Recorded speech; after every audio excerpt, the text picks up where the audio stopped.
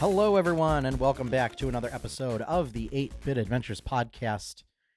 I am your host, Sean Hayes, and here to bring you the latest and greatest gaming news of the week.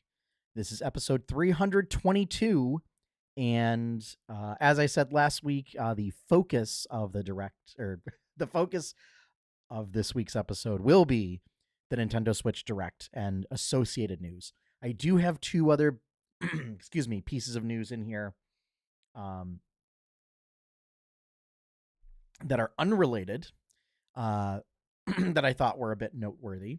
But for the most part, this will be a Switch 2 episode. So I hope everyone's doing well this week. I know it has been a bit of a roller coaster week for me that ended on not great notes, particularly with Switch 2 news. So, yeah. Long story short, it's rough being a U.S. citizen right now. So, yeah. On that note, because we're gonna get into why, in the specific context of gaming, later in this episode. So, how about we just get right into it? Because there's a lot of info in the Switch Direct. So, let's get right into this week's news.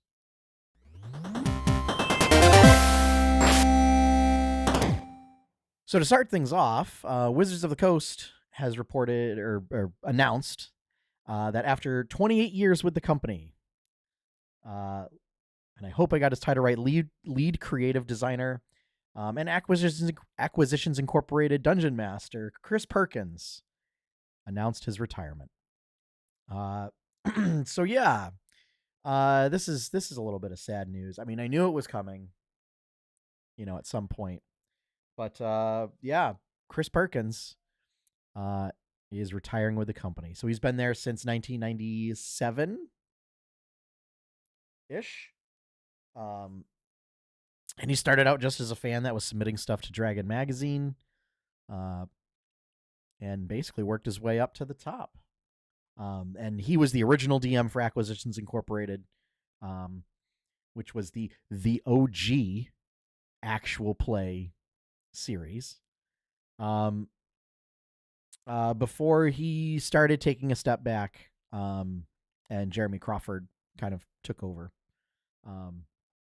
So, thanks for all the stuff, Mr. Perkins, and I hope you get to enjoy retirement.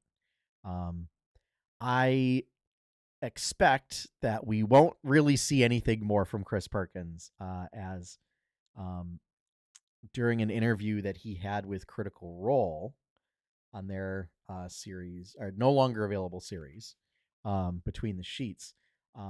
He had kind of talked about like what his plans for retirement were, and it's just like he's just gonna disappear. Yeah, that he's not. He will likely just disappear from the public spotlight, and just enjoy retirement. So, yeah. So end of an era, folks. End of an era. Next up, a little bit more fun news. The Verge, among other websites, reports that Hori, noted they're a licensed third party.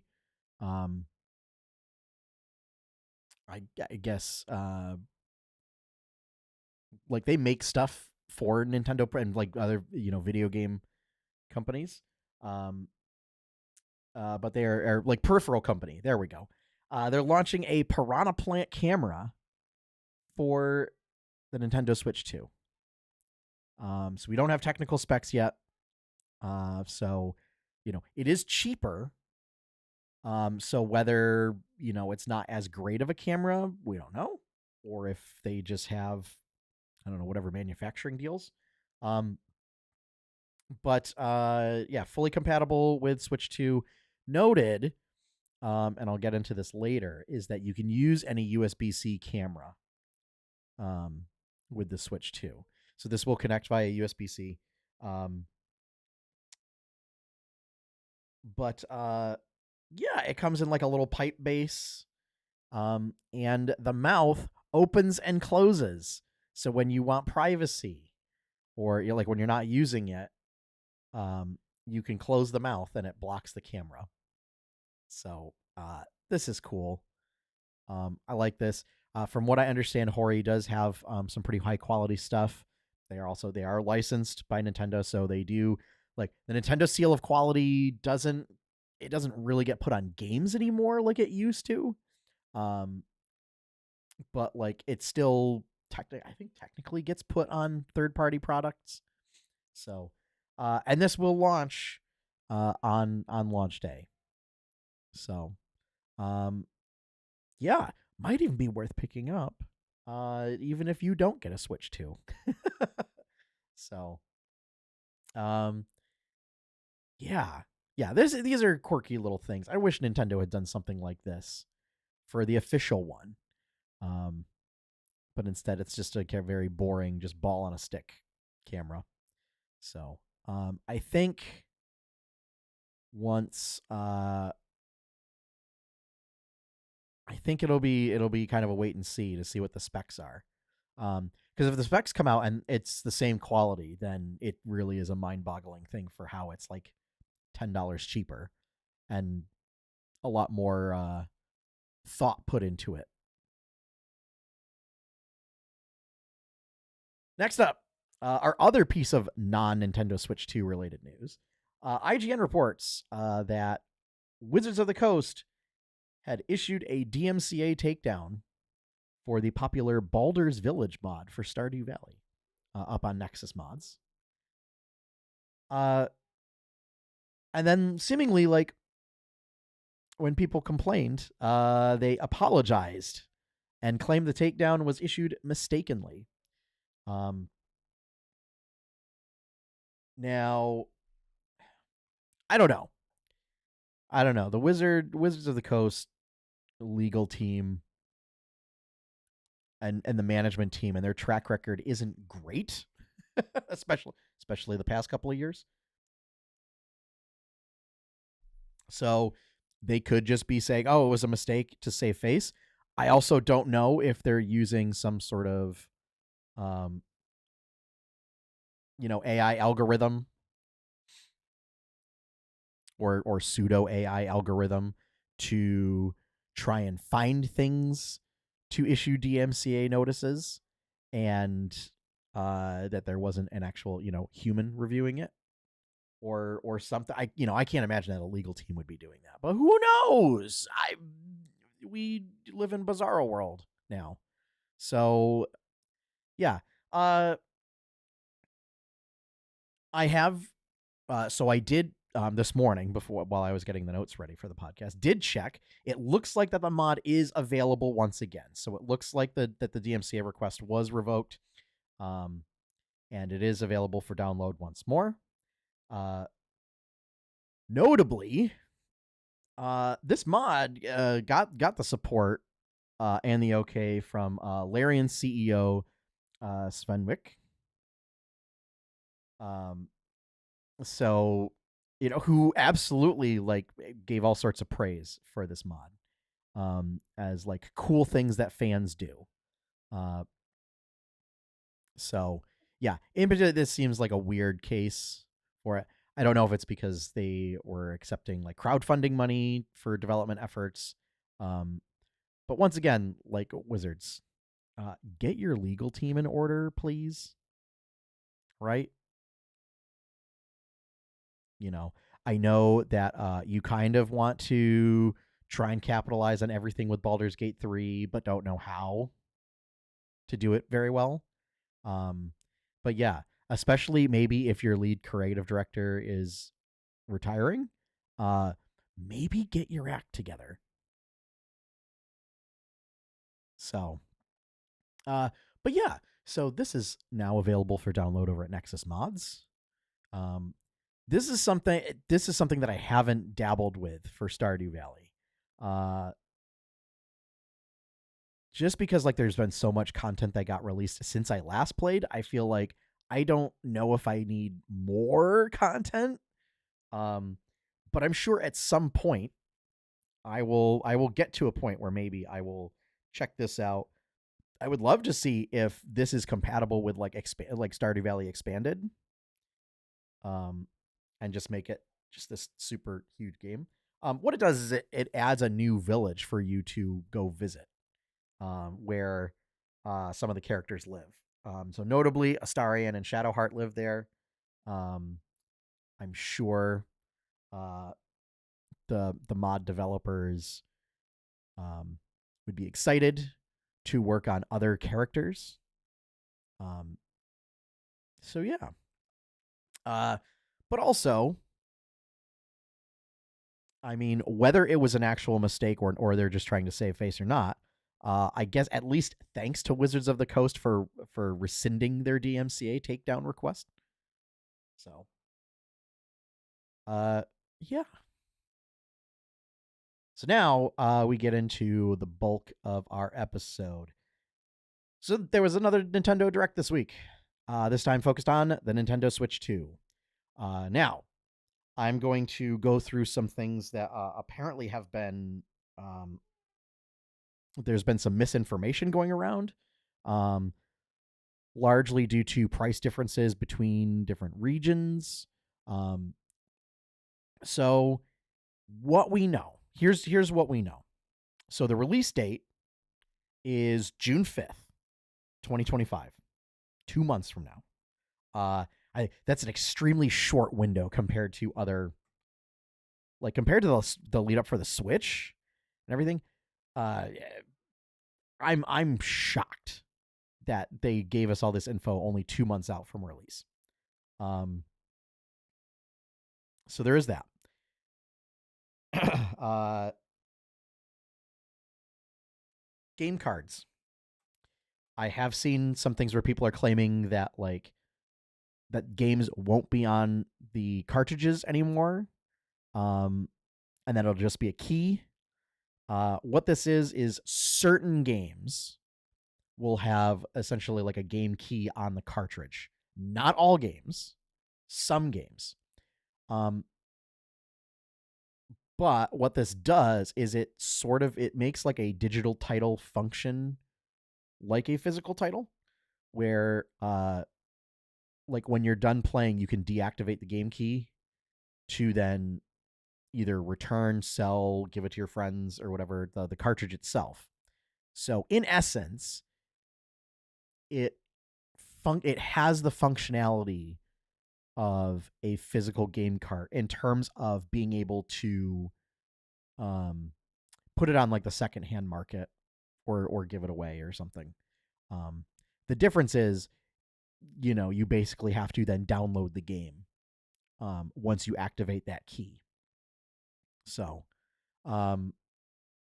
yeah, I think you know the fact that people thought that it was like every title, it's like no, that's not true. It's not going to be every title, only certain titles. I would expect perhaps some of the bigger titles, probably, that won't fit on a cartridge. They'll do this method. Um, so yeah, but the fact that if you're going to do that, it gives a way for you then to either like trade the game in or give it to a friend or gift it or whatever. um that works. So I whether it's anti-consumer or not, uh I think it's neutral. I don't think it's necessarily pro or anti-consumer, um in the sense like obviously it would be better if companies could just fit their games onto the cartridge, so they didn't have to do this or feel the need to do this. Um, but at the same time, it is a method where it's also not forcing you to go digital only, and then you're just stuck with the game forever.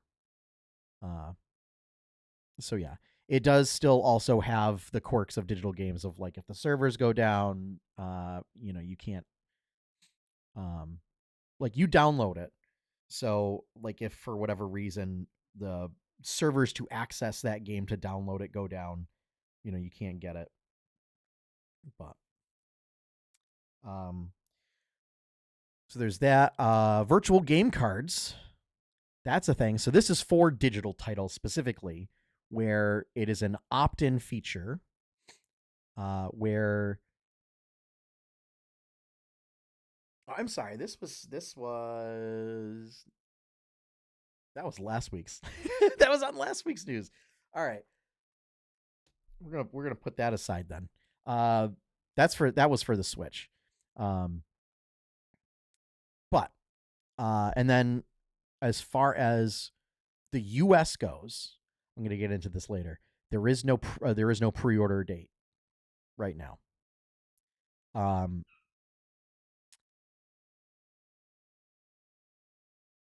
so the features of the Switch 2. So they didn't seem to talk about it in the direct itself, but it does have ray tracing. It is 4K capable. They did talk about that.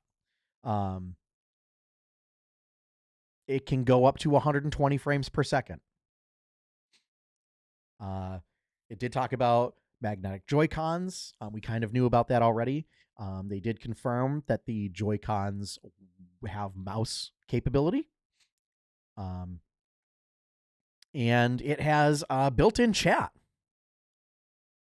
As I've seen some suppositions online that given how Twitter basically imploded, that Nintendo is a little shy about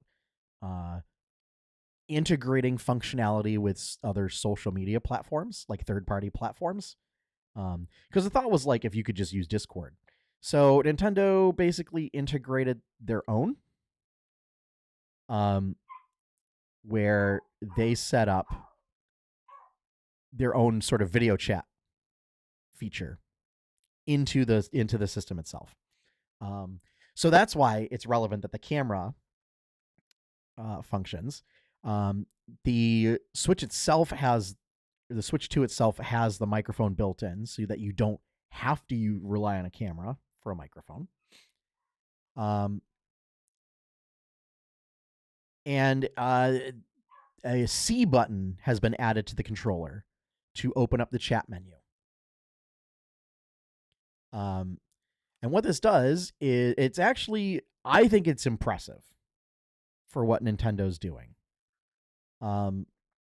Where it's basically allowing you to do a video chat with screen sharing with up to, I think it's 4 other people. It might be more.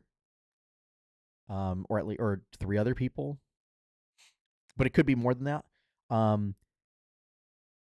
And obviously, like, it's lower frame rates for what you're viewing, if you're also playing a game, and you don't have to be playing the same game. So, now doing group chat, that's not revolutionary. Like other, Sony and Microsoft have been doing that for years, and like as a baked-in feature. But it's the fact that 1, it's not game specific.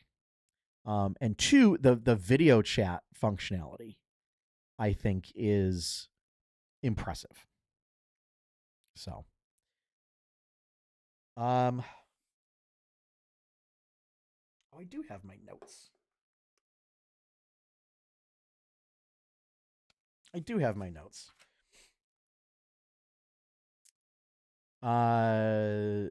256 gigabytes internal storage, will also support micro SD express cards, which are faster and more powerful. They are more expensive, so we will not, we definitely won't be seeing bigger storage sizes for the micro SD cards in the near future. I did read that there is a 1 terabyte card available for $200, and it's from a manufacturer that doesn't have a great track record. So I would stick with SanDisk, folks, or official Nintendo ones. So other things that they announced: Mario Kart World Mario Kart World will launch with the console, so it is a launch title. There is a bundle where it comes bundled with it. If you do the bundle, you get what is projected to be. So, if I mention prices, these are current MSRP. So current MSRP for Mario Kart World is $80. A lot of people aren't happy about this. I do think it's a mistake to jump the price a bit. I would have thought that the price hike was to factor in tariffs. But considering our next topic, I don't know if I'm correct on that. So, price aside, so if you get the bundle, it effectively comes bundled in at $50. So, as a digital title. Day, night, and weather cycles, open world, so it's getting the Forza treatment. You can do multiplayer in the open world setting, and then a couple different modes. So in Grand Prix mode now, you drive to different race locations, and then there's like a knockout mode where it's one continuous race, and you have to place like top 8 or get knocked out, or something like that. And so you continuously whittle down the number of racers each race. We also got revealed Nintendo Switch 2 Welcome Tour. So I and seemingly everybody else for sure thought this was going to be like a title that was baked into the Switch that you would get for free. Since it's basically a tech demo and a whole bunch of mini games. It's like 1-2 Switch. That's also a little bit of like Nintendo Land. If Nintendo Land was not a theme park, but the console itself, and you go around and you view and you learn about different little things in the console. However, neither of the things that I mentioned were true as far as coming bundled with the system and being free. It will be a paid digital download. I have heard and read that price seems to be $5. It's a complete joke. This should be a tech demo that's bundled with the system for free. I think if the whole tariff situation gets resolved, which that's a big if, folks. I suspect that we may see the Switch 2 kind of have like a 3DS launch. I don't know if it's going to have a great launch, at least in the US. But I could see in 6 months to a year, if the tariff situation is resolved, that perhaps we start getting like a bunch of bundles where some of these titles get rolled in. But who knows? Pro Controller has GL and GR buttons and audio jack for headphones. It just said the GL and GR buttons are like customizable. So I wonder if it's going to be for games that are like Metroid, where you can remap like the A button to them so that you can use them as triggers. Bunch of titles are getting Switch 2 editions. Now you can either buy these as new physical titles, or they said they will have upgrade packs for people who already own the game, which will basically just function as like a paid DLC. That like you get it and it sounds like you get a code and it just unlocks the whatever new features, new content, whatever, for those titles. So ones that get that are Super Mario Party Jamboree, Breath of the Wild, Tears of the Kingdom, Kirby and the Forgotten Land.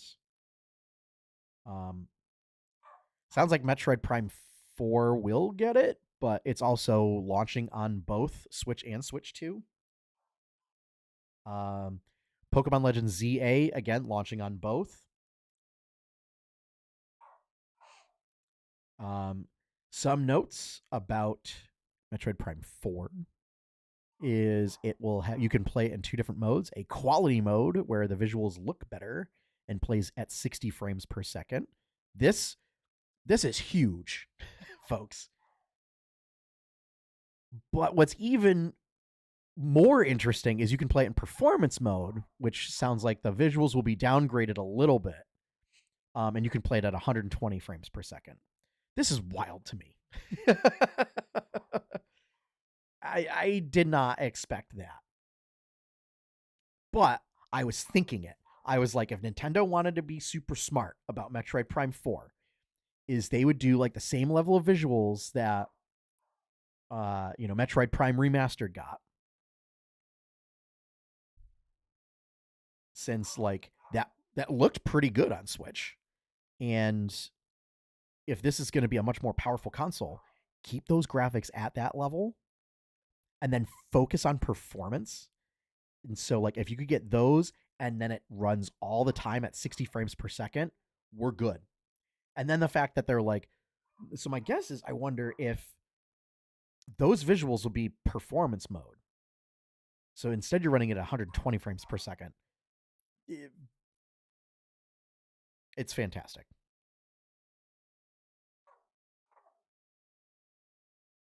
So we got a bunch of third-party titles also mentioned. And I'm just going to go through the quick list. I don't know if I got everything, but Dragon Drive, or these are both third-party and first-party. So Dragon Drive, which is like wheelchair basketball with robots. Elden Ring Tarnished Edition, did not see that one coming. Hades 2, Street Fighter 6, Daemon X Machina, Titanic Scion.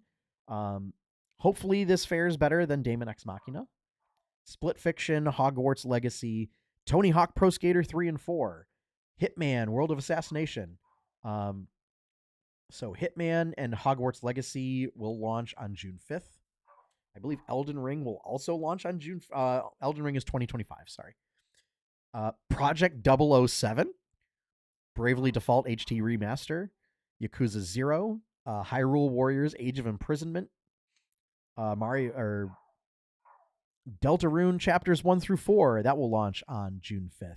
Borderlands 4, Civ 7, that will launch on June 5th. WWE 2K and NBA 2K. Survival Kids, that will launch on June 5th. Enter the Gungeon 2, Star Seeker, Cyberpunk 2077, that will launch on June 5th. Final Fantasy VII Remake Intergrade. I don't remember catching the release date on that one. And for the Hollow Knight fans,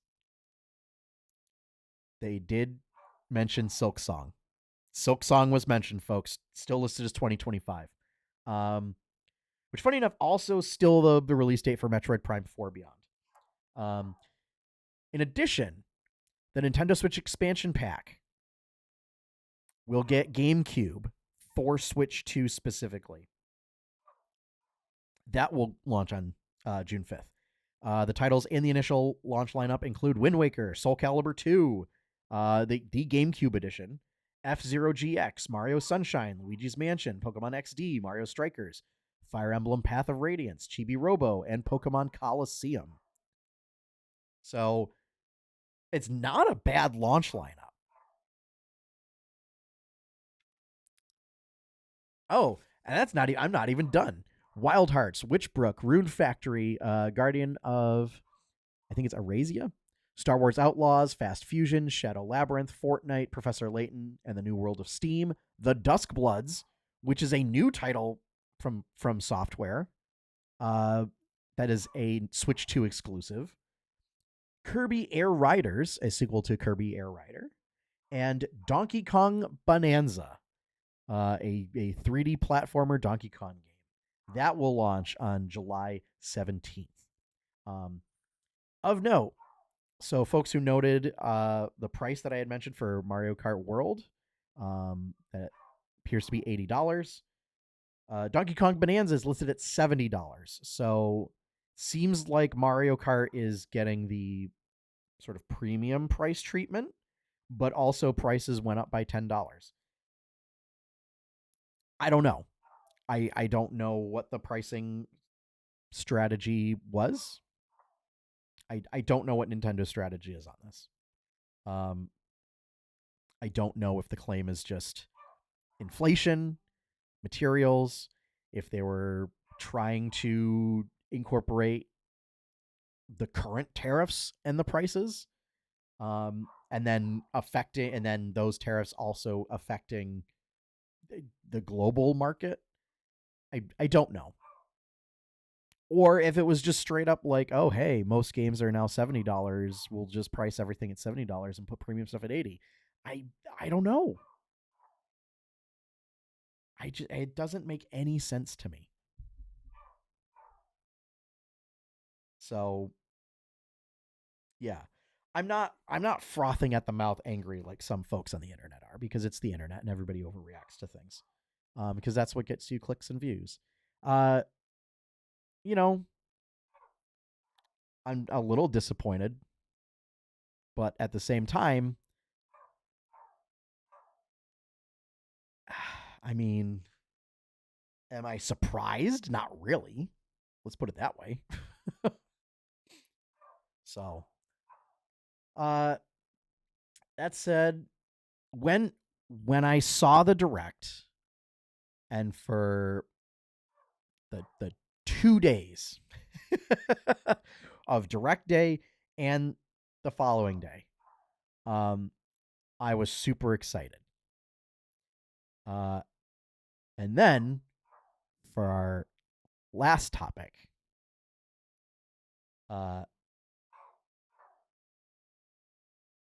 when the news article broke originally on NBC News, but IGN also picked up on it. Nintendo has delayed pre-orders. So pre-orders were supposed to be April 9th, Wednesday. So if you're listening to this before April 9th, that's when pre-orders in the US were supposed to open. Price of the console is still listed at $450 MSRP or $449 MSRP. And the bundle is $499 MSRP. Nintendo has delayed the pre-order date in the US specifically. There has been no new date given. And Nintendo has cited due to market instability and the recent tariffs. So what we don't know is now, we don't know when U.S. Residents will be able to pre-order the console. And we also don't know what the actual price will be for U.S. residents to pre-order. Of note, pre-orders have been going fine in Europe. So, yeah, we will likely see a price hike due to the absolute unprecedented tariffs being applied globally, everywhere. So, yeah, that kind of killed any sort of excitement. Like, I'm still excited, but now I'm wondering, when are we going to be able to get this? In what price? As a result of this, Nintendo shares have tumbled. Granted, everyone's shares have tumbled. Everyone's stock price has taken a hit. But Nintendo's in particular after this news.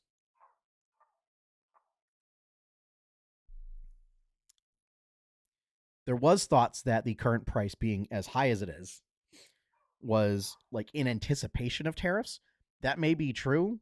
And that, if Nintendo's thoughts were, we're going to raise the price for one region, we're going to raise the price for all of them except Japan. I don't know. I know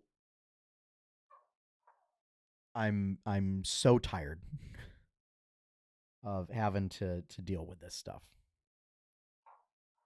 as a resident of the United States. I'm so tired, I'm so frustrated, and I'm so angry.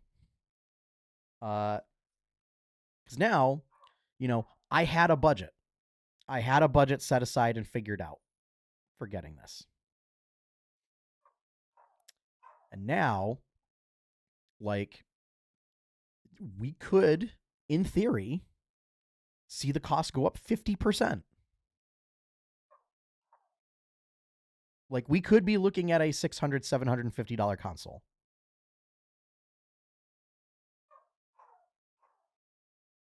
And I don't know. I don't know what to do about that. I mean, like, I think I'm still interested in getting it because, being realistic, I don't know if these tariffs are going away anytime soon, folks. I'm not a political economist. That I took a semester of microeconomics. I didn't take macro. It's just based on how things are going for my fellow U.S. residents. How things are going, I don't know. I'm not holding out much hope anymore. So, I guess the question is it worth it to you? Now, I've seen some discourse online that is saying, that this is going to be worse than the Wii U. I don't think that's going to be the case, folks. I don't think it's going to be Wii U disastrous. If anything, I could see this having a trajectory similar to the 3DS, where maybe it does have a bad launch, and then, maybe Congress decides to do its job and take the tariffs down. And Nintendo, and then we see a price reduction and Nintendo course corrects, and maybe throws some incentives in there, like putting Welcome to Nintendo Switch 2 Tour or whatever it's called. Yeah, Nintendo Switch 2 Welcome Tour as a pack in, along with, say, Mario Kart or Donkey Kong. Like, if we see some price reductions from that, as well as price reductions from not having tariffs anymore, and maybe it is a bundle, another bundle deal or something, then maybe it course corrects and we see it really start to pick up. So, but I don't think this is going to be another Wii U. I think the Wii U was a uniquely bad situation and combination of factors. I think the likely thing for this is that it will follow the trajectory of the 3DS. So, and that's and the question is how long it's going to take for that course correction. And I don't know. That is outside of my realm of expertise. My guess would be probably 2027 at the earliest. Probably January 2027. So, yeah. But I was super stoked. And then the news came out yesterday about the tariffs and about Nintendo making decisions based on the tariffs, and the market instability and like pulling the release date. So I don't know. I don't know. So, so that's our episode for this week, folks. Great, we're ending it on a high note, right? But thank you all for watching. Thank you all for listening. Thank you all for being patient with my barking dog in the background who won't be quiet. If you'd like to see more content from 8-Bit Adventures, website is still being worked on. but 8-bitadventures.com or 8bitadventures.com. You can do either one now. If you want to help support that content, the best way to do it, you can always like, share, subscribe, 5 stars on Apple Podcasts, or you can support us on patreon.com/8bitadventures. Every little bit helps. Thank you to all of my current patrons. Thank you for your continued support. It is through your continued support that I will be able to keep doing this sort of stuff. And also, thank you for all the listeners who have come back after 4 months of being off. Didn't want to. I was ready to come back at the end of January. And yeah, life had other plans. My body had other plans. Yeah. So, lastly, opening theme is One Up by Professor Shy Guy. You can find his work over professorshyguy.bandcamp.com. And with that, we're done. So as always, have fun, everyone. Happy gaming. And enjoy your pie cake.